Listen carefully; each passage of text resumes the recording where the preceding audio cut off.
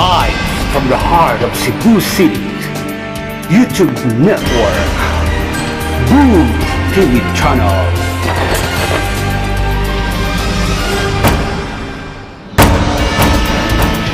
Power on one. Listen to Power.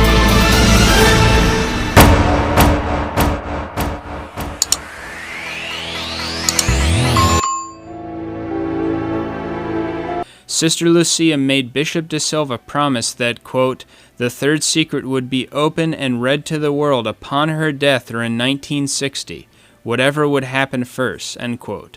In 1946, Sister Lucia was asked why it was necessary to wait until 1960, and she responded, quote, because the Blessed Virgin wishes it so, and, quote, it would become clear at that time. So what is the message that is contained in the real third secret of Fatima? The following are statements by people who have claimed to know the essence of what the message in the third secret really is.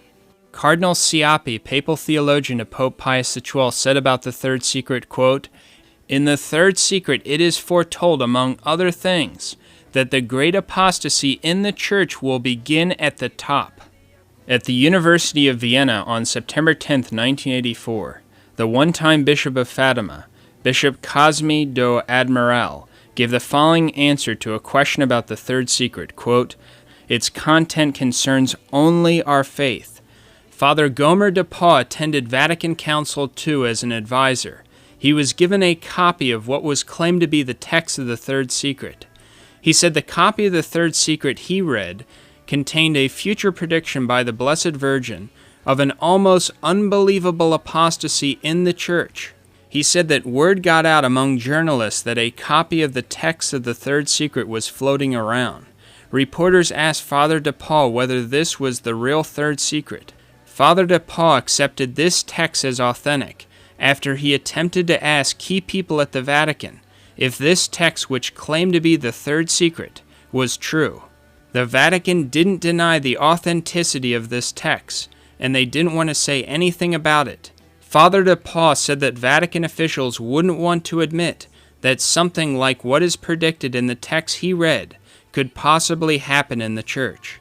Cardinal Silvio Odi said, quote, the third secret is not about a supposed conversion of Russia, but regards the revolution in the Catholic Church. The Blessed Virgin was alerting us against apostasy in the Church. So many innovations were born at Vatican II that they appear to constitute a true internal revolution. On March 17, 1990, in a magazine called El Sabato in Rome, Italy, Cardinal Odi made the following statements after being asked about the contents of the third secret.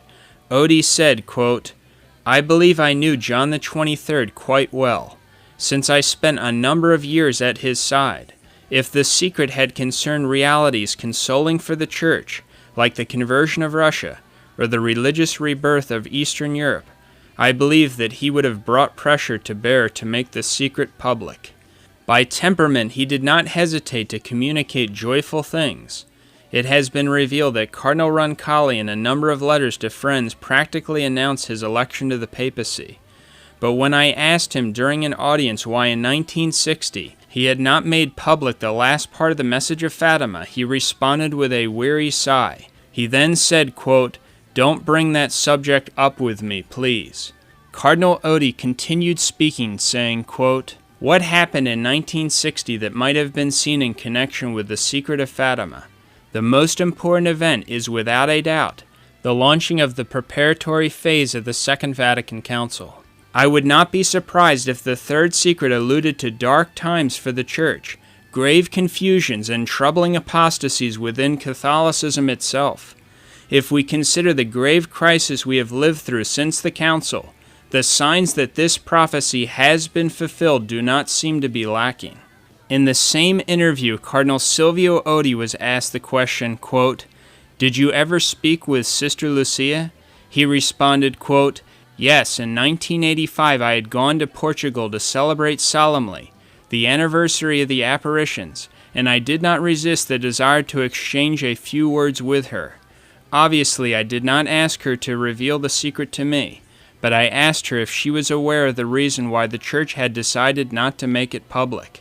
And Sister Lucia, what did she say?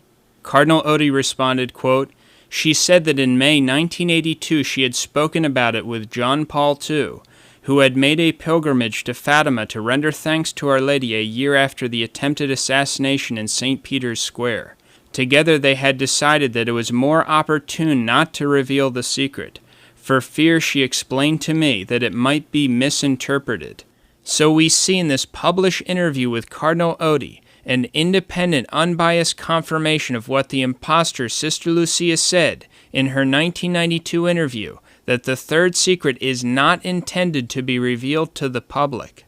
We also see Cardinal Odie stating that Vatican II was the likely fulfillment of what is predicted in the third secret, because of the critical preparations that were taking place in 1960 in anticipation of Vatican II. Vatican Council II was announced by John XXIII on January 25, 1959. The ante-preparatory phase of Vatican Council II began May 2, 1959. The work of the Commission ended on May 1, 1960, and the preparatory phase of Vatican Council II began June 5, 1960, with 10 commissions. So the only major news in the Catholic world in the year 1960, the year the Blessed Virgin told the real Sister Lucia that the third secret was to be revealed to the whole world, was that major preparations were taking place for a huge council that was just called for by John XXIII. When John XXIII called Vatican II on January 25, 1959, it was the exact same month and day 21 years earlier that great lights were seen throughout Europe, which were the announcement that the punishments predicted in the second part of the secret were about to take place. So it was no accident that John XXIII called Vatican II on this same month and day, because it was the great announcement of the soon-to-be-fulfilled great apostasy mentioned in the third secret.